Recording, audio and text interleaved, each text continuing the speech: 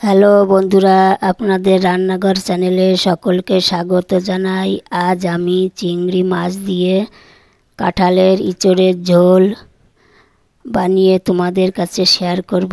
আশা করি সকলেরই ভালো লাগবে। এভাবে গরমের দিনে পাতলা কাঁঠালের ইঁচড়ের ঝোল রান্না করে খেতে খুব ভালো লাগে।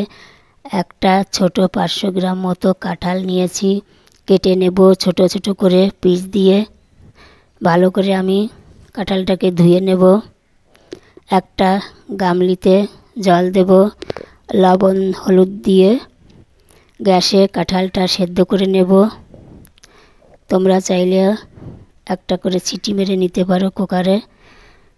কাঁঠাল ভালো করে সেদ্ধ না হলে খেতে ভালো লাগবে না।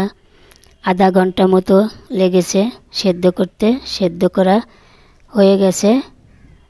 এখন আমি একটা জালি হাতার সাহায্যে নামিয়ে নেব।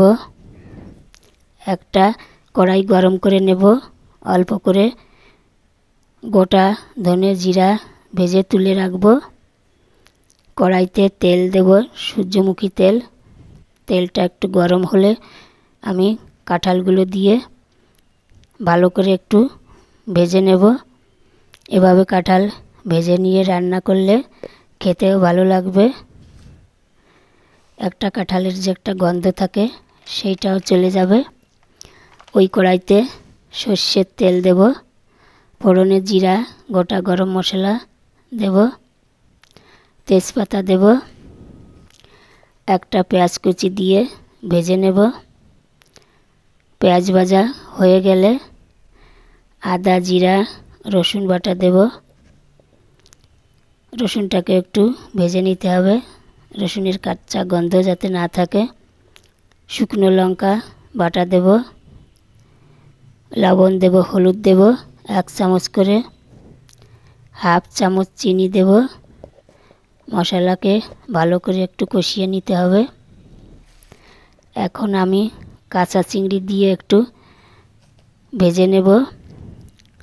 একটু হলুদ কালার হলে আমি দিয়ে দেব হাফ চামচ মতো ধনে গুঁড়ো আর কাশ্মীরি লাল লঙ্কার গুঁড়ো দেব কালার আনার জন্য।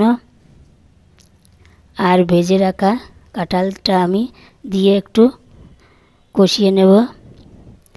কষানো হয়ে গেলে জল দিয়ে দেব পরিমাণ মতো।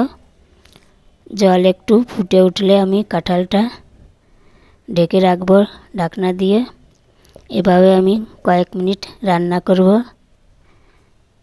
কয়েক মিনিট পর ঢাকনাটা আমি তুলে নেব। দেখো বন্ধুরা, কত সুন্দর হয়েছে, কাঁঠালটাও গলে গেছে।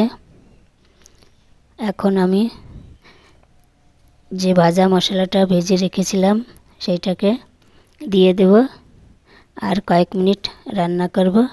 কয়েক মিনিট পরে আমি লবণ দেখে নেব। দেখো বন্ধুরা, কাঁঠালের পাতলা ঝোল রান্না হয়ে গেছে। আমি এখন নামিয়ে নেওয়ার আগে একটু শাহি গরম মশলা দিয়ে মিশিয়ে নেব। শাহি গরম মশলা দিয়ে রান্না করলে খেতে খুবই টেস্টি হবে, মুখে স্বাদ লেগেই থাকবে। আমি এখন নামিয়ে নেব। দেখো বন্ধুরা, কত সুন্দর হয়েছে দেখতে ইঁচড়ের পাতলা ঝোলের রেসিপিটা ভালো লাগলে তোমরা এভাবে বানিয়ে নিতে পারো। একদম সহজ, কম সময় বানিয়ে নেওয়া যায়। এরকম নতুন নতুন ভিডিও দেখতে হলে চ্যানেলটাকে সাবস্ক্রাইব করে পাশে থেকো। ধন্যবাদ।